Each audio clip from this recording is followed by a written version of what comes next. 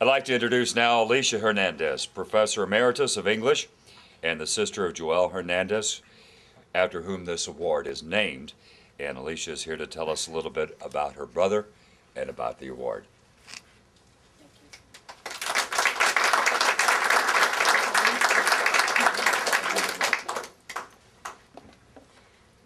Good evening. With me tonight is my older sister, Joel's younger sister, Rosa Shiner. She's right over here.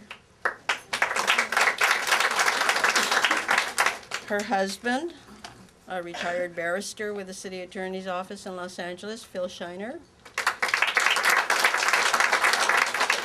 My niece, Joel's daughter, Stephanie Gomez, and her husband, Ruben Gomez. In 1993, Joel and his youngest daughter, Stephanie, drove to Los Angeles from Tucson for an early summer visit. It was an opportunity for my niece to spend the day with me that included observing my literature and composition classes. Later, we enjoyed dinner and an amusing foreign film. We had a lovely time until during a break from our activities, she shared the difficulties she was having with her father's addiction. He was interfering with her college classes. She was embarrassed by his carousing. There were many promises made and broken. She suspected he was using drugs in addition to drinking. She felt abandoned and said she didn't want him around. I encouraged her to distance herself, stating that his parent card had expired.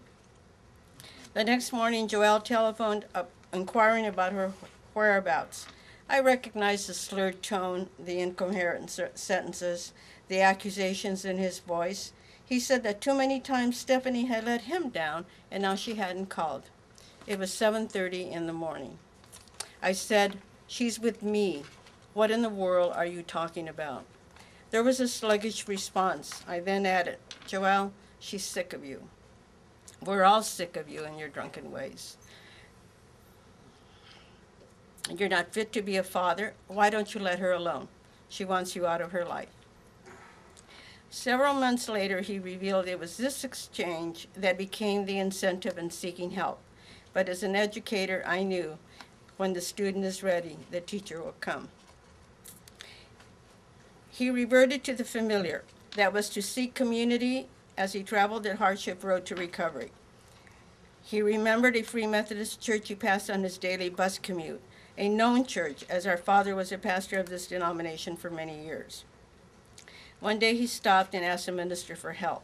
He also turned to AA, attending 2 meetings before he summoned self-will to overcome addiction.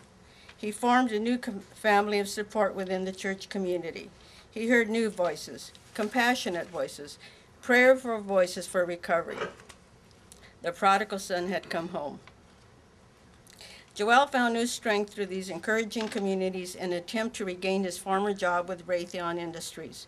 He knew he had been treated unjustly, and for 10 long years he persisted in his quest for fair treatment. We laughed when he said his case was heading to the Supreme Court. We remembered the old Joel, bewitched with unfulfilled dreams. We stopped laughing when his case, Hernandez v. Raytheon, was scheduled for a warm October day in 2003, shortly after the court reconvened. It is clear from the rulings in his case that an ex-employee who is disabled or is perceived to be disabled due to a history of addiction and who seeks reemployment is not in a worse position and is to be treated the same as any other ex-employee seeking reemployment. It was a testament to his conviction that recovery means just that, and a person with an addiction who is recovered must be treated fairly. Tonight, Faces and Voices of Recover honors the community efforts of Pennsylvania Recovery Organization. This award in Joel's name recognizes the extraordinary and beneficial practices that community-based organizations achieve.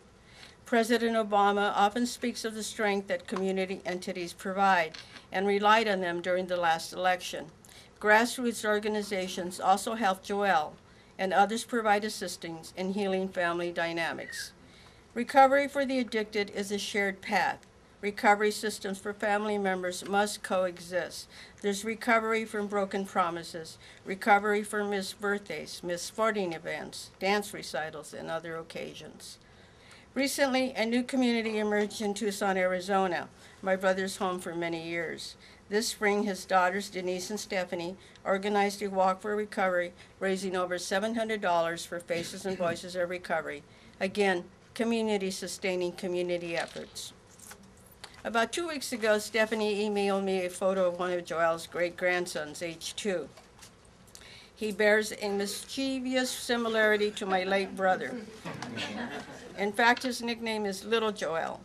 After viewing the photo, our email skirmishes went as follows. Me: adorable little guy. He doesn't look like Joel except for those big ears. Not to despair. This is a good year for big ears like Barack. He has big ears like Dad. Big ears don't run in this family. Please review Exhibit A and B. She sent 2 photos of Joel, one at age 6 and one at age 15. 2 presidential-sized ears were evident. My reply was, I don't remember those years, but I did sign it Dumbo Hernandez. It's been a long road from 1993, from that early morning phone call. Stephanie has since graduated from college. She and Denise bask in the memory of the loving relationship with her father that ensued post-sobriety. Most importantly, this unassuming and persistent man was able to witness the positive impact of his Supreme Court case that tested the parameters of the American with Disabilities Act. Our family is elated that so many are gathered here at dusk to honor the legacy he bequeathed to the recovery community. We thank Faces and Voices of Recovery for naming this award in his memory and for embracing Joel's mission and their work. And we stand assured that PROACT will continue their exemplary work in Pennsylvania. Let this be a great year for big ears, for strength in community, for recovery for families, and for those rehabilitating from addiction.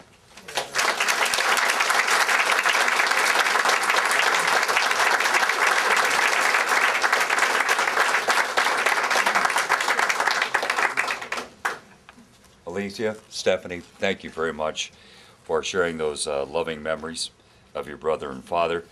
And thank you to the Hernandez family for coming all the way out to Washington, D.C. for this award ceremony. And we all appreciate it very much.